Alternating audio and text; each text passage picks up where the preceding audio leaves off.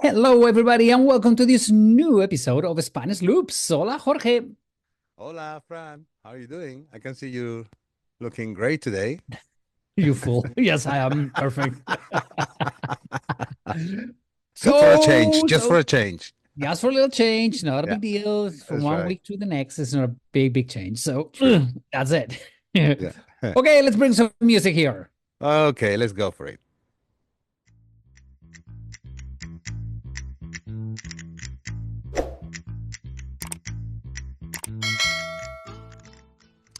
Well, Francisco, what is the topic today for our podcast? Well, when we were discussing about this week's topic, we were talking about like what do we do? What do we don't do? What do you mean Let's discussing about this week's topic? We discuss about every week's topics. we always discuss about every week's topic. You're right, Yeah, but this week we want to talk about museums in Madrid. What we want our listeners to understand is that Madrid, to me, it is the big museum capital of Spain. It's true. Spain's capital, but it's a museum. And we have to me, the golden triangle of museums you have in Madrid. El Prado, where you're gonna Hmm. find all the big classical masters of in Spain. You're gonna find Velázquez, Goya, El Greco, Murillo, all the big ones. Then you have the other leg of this triangle, which is the Queen Sofia Museum, which is Obviously, yeah. the modern Spanish, Dali, Picasso, Miro, Tapies, all of these big names of modern. And then you Hmm. have a private one, which is to me the Thyssen-Bornemisza, which is a very eclectic collection, very An beautiful collection. immense, eclectic and immense And in collection, worth so visiting, worth visiting. in like a triangle of 2 miles, Hmm. you have everything. But those are the must see museums in Madrid. This week, we want to focus, put attention into the other museums in Madrid. There are many little museums in Madrid that are worth visiting. We don't want to say with this week's podcast that the big ones should not be visited. Yes, they have to. It's the other ones are a must, the big ones. But the three we're going to be talking today are little cozy museums, maybe not as touristic, but very interesting. Absolutely, Francisco. These museums, they have each of them. We're going to talk about three. Okay. Mhm. I'm going to be naming them one by one as I will to let you and everybody else know a little bit about them. They are totally outside of the mainstream where, the area that you mentioned, the Golden Triangle, is called like that. And I mean, it doesn't mean that they're not worth going. Obviously, if you come to Madrid and stay 2 or 3 days, and obviously you cannot miss the highlights of those three big museums. But if you have an extra day, choose one of these three because you're not going to be disappointed at all. It's something so interesting, peculiar, and you can tell how come I haven't heard about these other places, which I insist, it is worth at least a couple of hours of your time. So, which Shall one we would you start like with to the know? very first one? Well, which one would you like to know? You know the three of them. So why don't we start with the Museum of Clothing or the fashion? I don't want to say fashion museum. It's uh, what? How do you call it in English?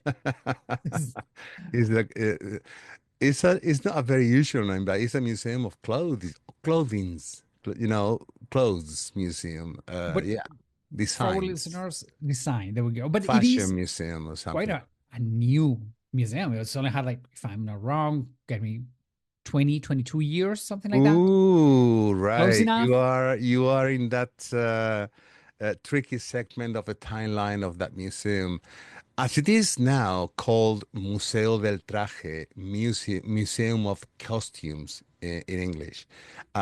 Just like that, it's been like about 20, 22 years. You're right about that. But the same museum has almost a century, if not a bit longer. Okay, so Yeah, what our travelers are going to see, it has 22 years, but the collection of, there was a previous museum with clothing yeah, that's that right. is Yeah. over 100 years. Okay. Actually, Francisco, let me tell you, when you, as a tour guide, when you talk to your people, you put examples on as the history of your area where you live with historical facts. Isn't it Hmm. right?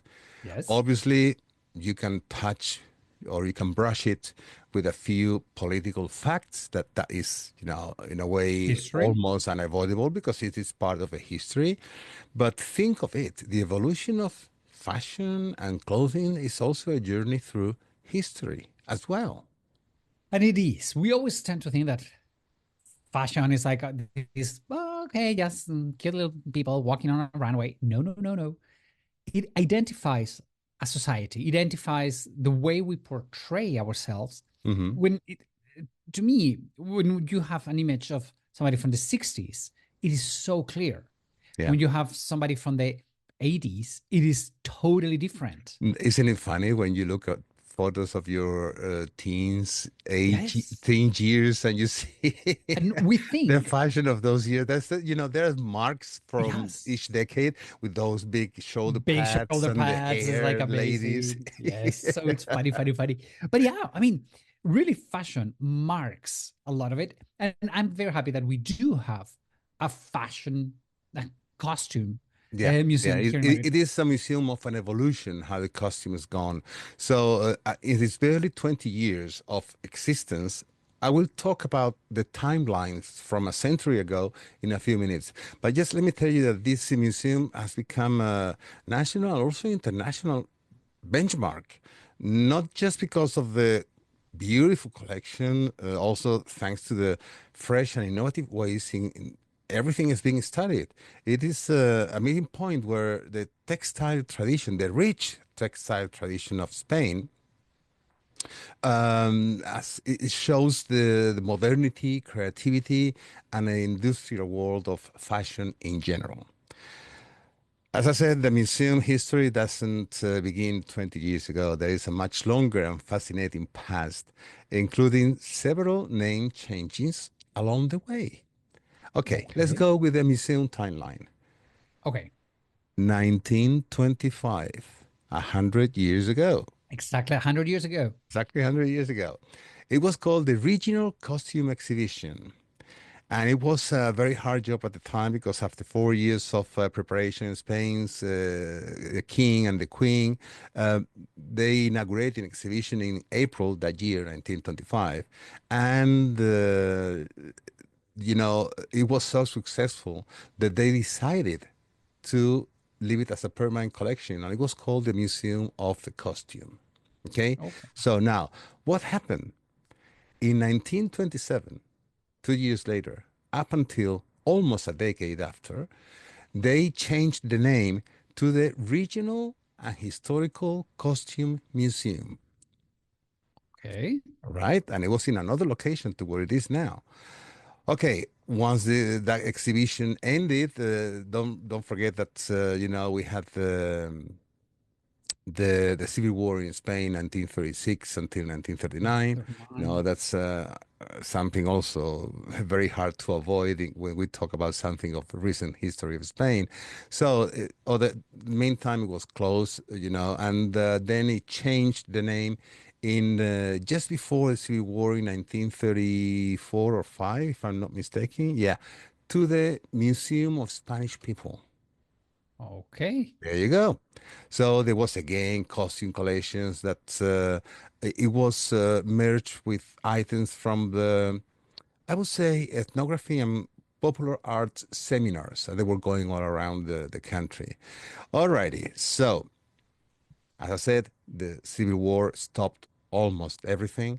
And then reopened again was there just kind of another little thing with regional costume and arts museum, not paying much attention, but it was in 1993 until 2004 when they merged together in the same collection with the anthropology museum. Okay. So if you think a little bit about this, clothing history is also part of anthropology. Definitely it is, as we were been saying. Yeah, I that's mean, right. and so yeah, I mean, Yeah. I take it. I mean, I'm buying what you're saying. That's right.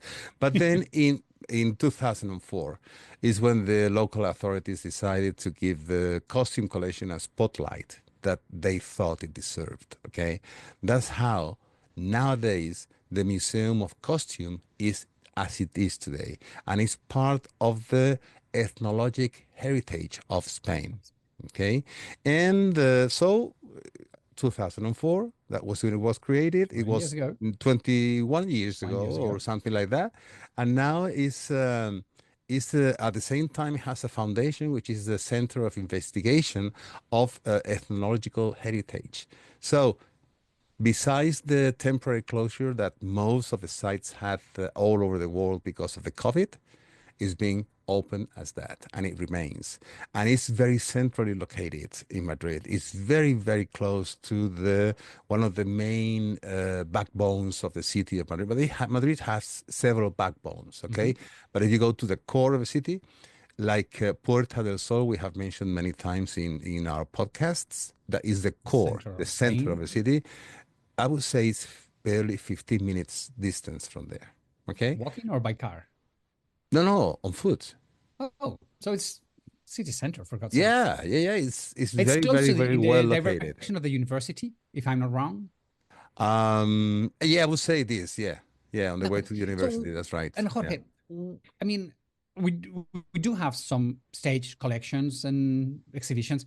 We have to make clearance here that retail fabrics, they're Hmm. very sensible, so they cannot be exposed with light too long.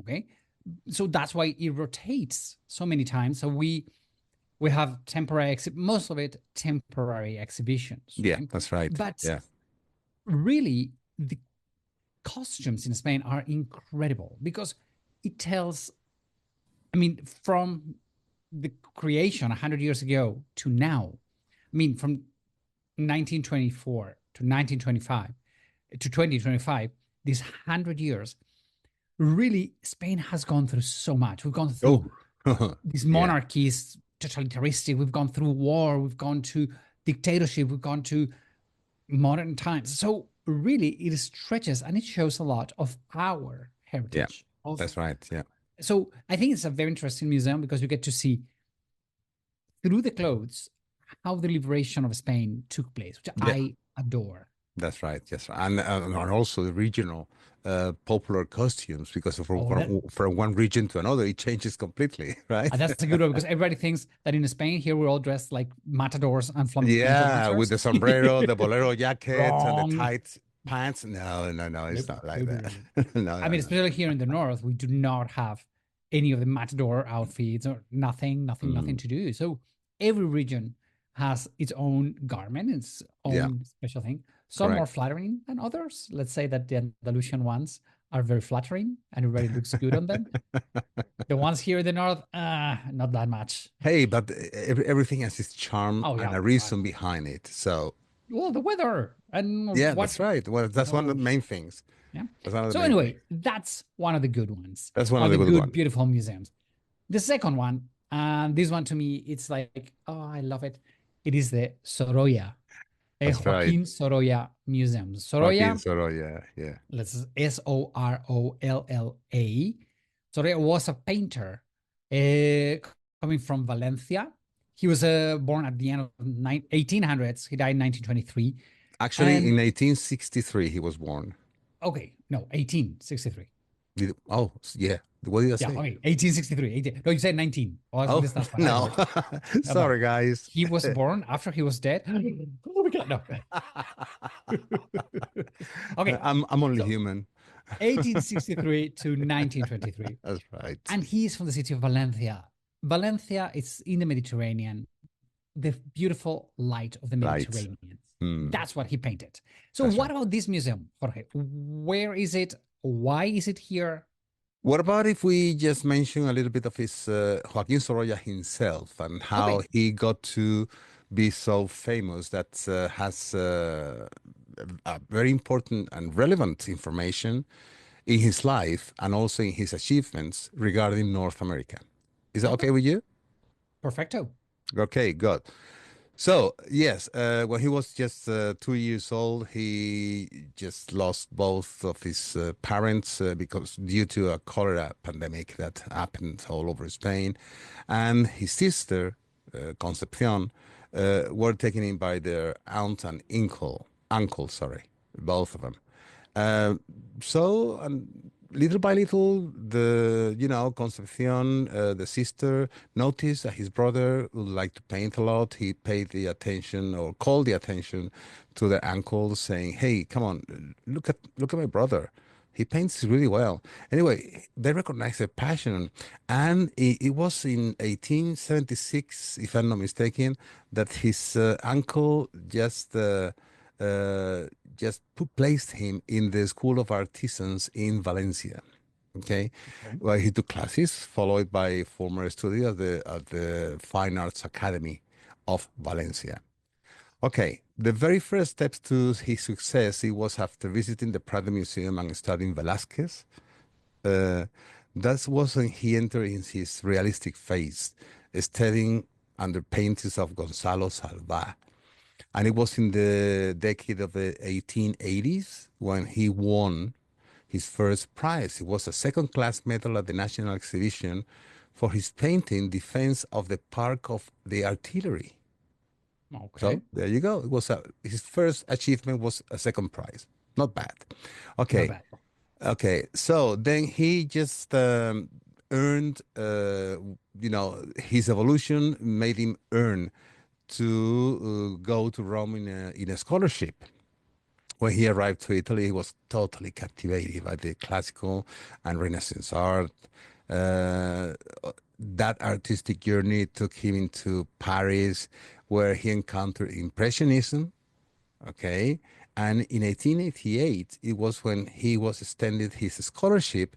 He married Clotilde Garcia, his lifelong muse and companion. Now, how did he rise to fame and monumental commission? Okay, it was 1889. They were settled already in Madrid, and he quickly gained recognition among the local artists. He made another trip a few years later to Paris, and he developed the luminism, which is what you said before about the lights of his Hmm. hometown and the Mediterranean Riviera, etc. And is, I mean, to me, he's a master of using the light in the paintings. He began painting outdoors, capturing Mediterranean life in breathtaking works like The Returning of the Fishing, The Beach of Valencia, and one of those works won the Grand Prix in Paris in 1900. His reputation quickly spread all over Europe, and he led exhibitions in Paris, Berlin, Cologne, London, and United States of America. There you go. That's where he hit a jackpot. That's right. Correct. You know that well. Okay. He signed in 1911 a massive, massive commission for the Hispanic Society of America in New York. It's a series of 14 murals titled Vision of Spain. This project obviously required him to travel across Spain, studying regional tradition and costumes. Here we are again, costumes. You And see, there we a go. tradition. It is part of the evolution. Okay, now a little bit about his declining health and death as he works on Vision of Spain. It was when his health began to deteriorate. And in 1914, there is a letter to his wife where he wrote, "I shouldn't paint anymore. It's been too many years of struggle. I shouldn't have committed to such a long and exhausting project." Well, he frequently mentioned dizziness and fatigue in his letters, symptoms that some believe were caused by exposure to toxic pigments. Don't forget, Francisco, that nowadays, the medical field is more, I mean, the Yeah. last 100 years has done giant leaps if we compare with, the previous centuries.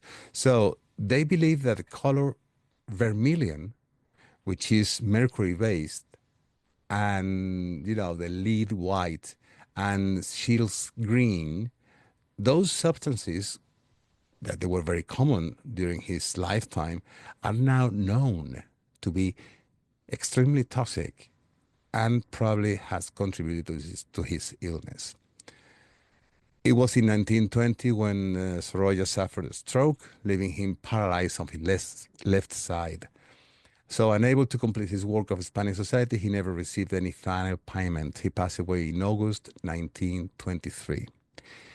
His widow, Clotilde, donated their home and collection to the Spanish state, leading to the creation of Museo Sorolla, the one that is we're talking here in Madrid.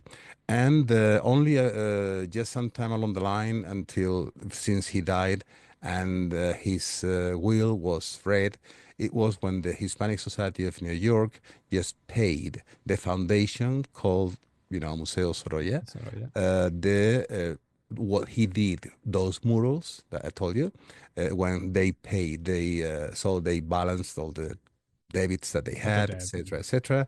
And the Museo Sorolla in Madrid is not right in the heart of the city, but I would say a taxi ride if you are in the city center. If there is 10. no traffic, it's not a peak hour, it's barely 10 minutes, and it can Yeah. cost you like about 10 euros. And seriously, this deserves a visit.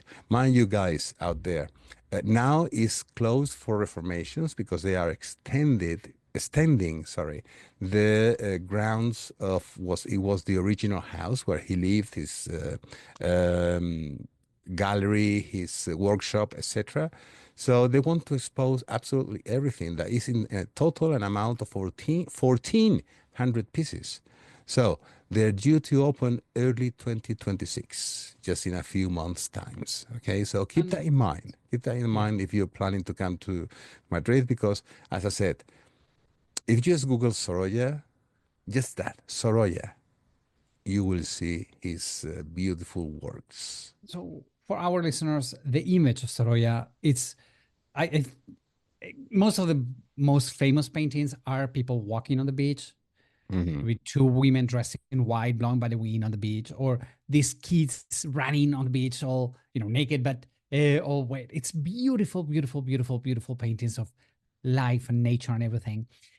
And the museum, I cannot wait until they open to go again. Hmm. It is his house. It's the family house. That's So you right. get to see the kitchen. You get to see what he painted, and especially, which I love, is the little garden that is in it. I mean, it has a gorgeous, gorgeous little garden, which is a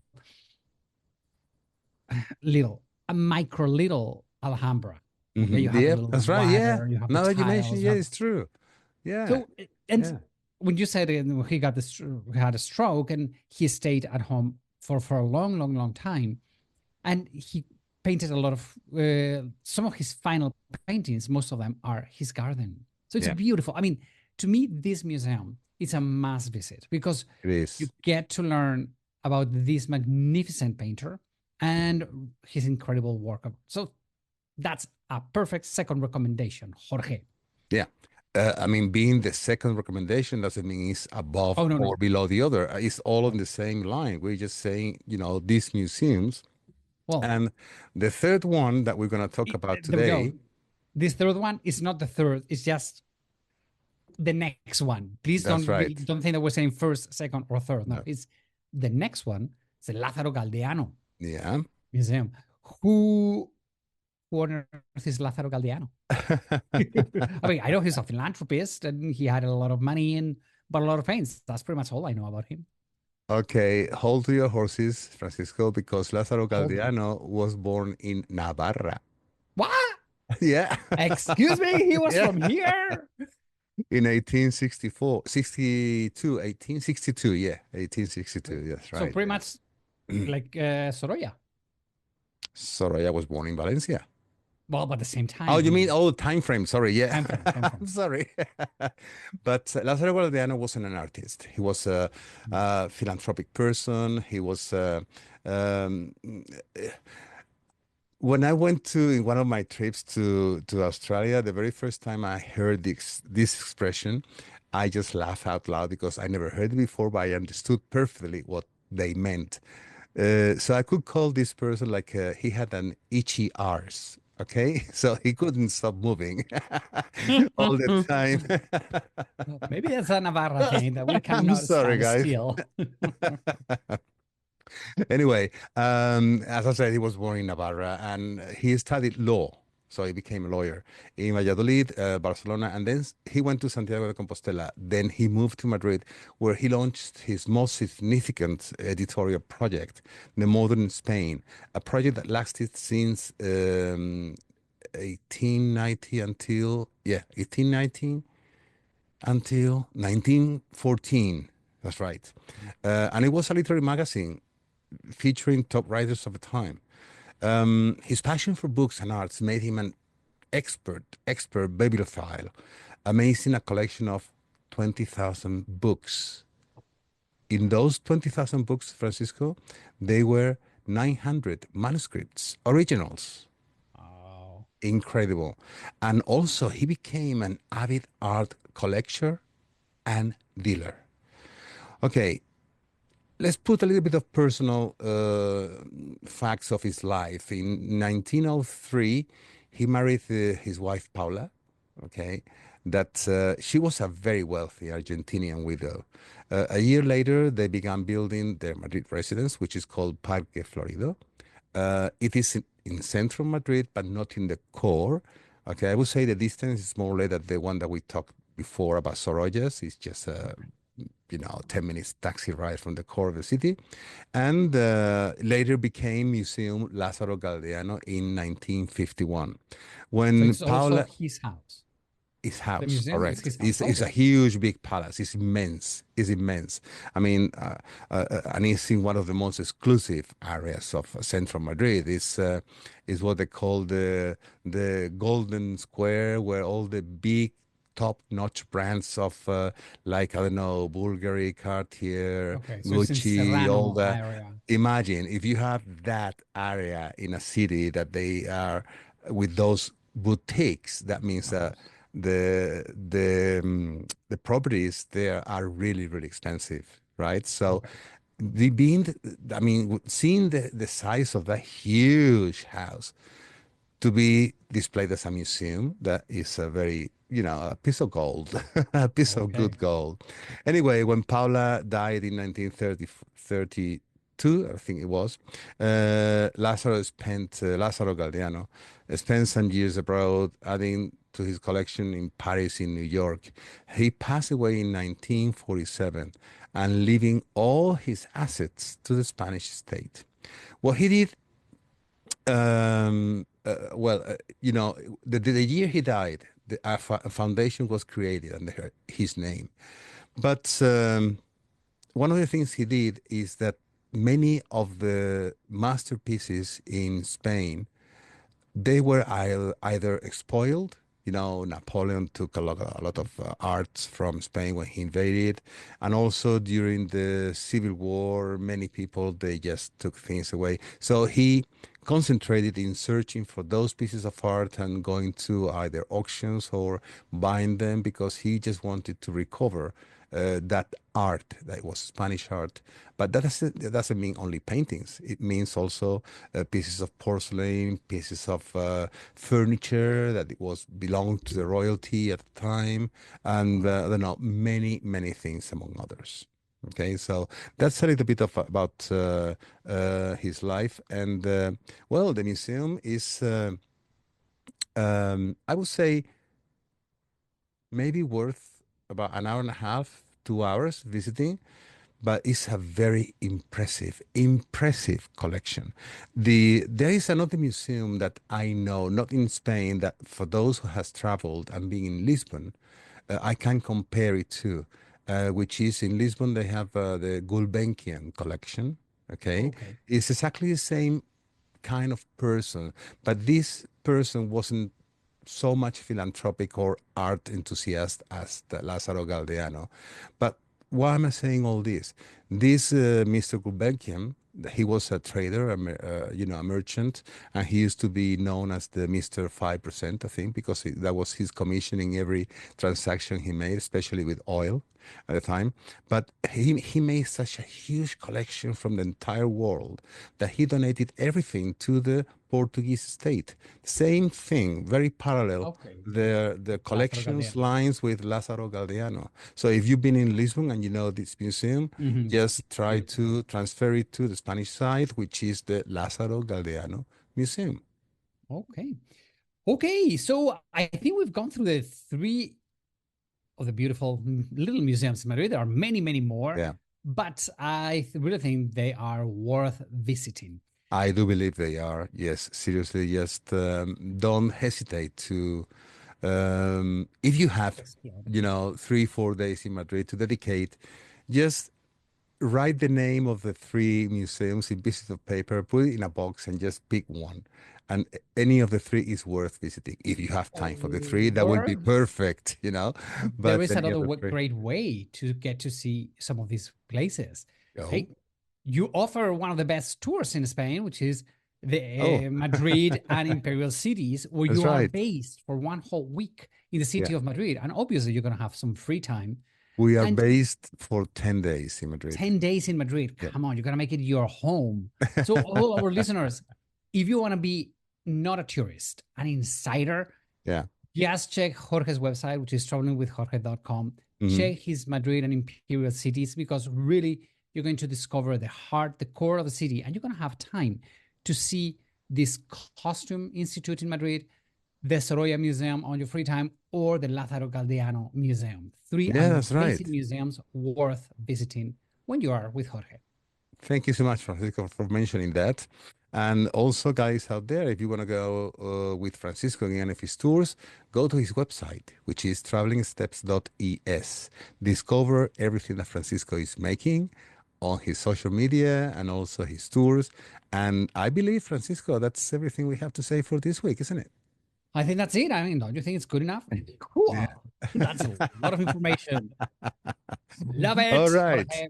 Thank you for all your knowledge. You are an open book, my friend. Yeah, of course I am. Yeah, look, look at my face. Anyway, have a wonderful, wonderful week, Jorge. To all our listeners, also, we love you. We want to see you next week. If you're listening this on YouTube, please subscribe, give us a like. If you're listening any platform, please subscribe to this channel and give us a like. Yeah, don't forget that, as Francisco mentioned, we are in video. The same audio is going to be in audios, in any platforms, etc., etc. Don't forget to subscribe, like, share. Believe it or not, that helps immensely. So thank you for your loyalty again to everybody. Francisco, I'll see you next week. Bye-bye. See you next week. Adios, amigos. Adios.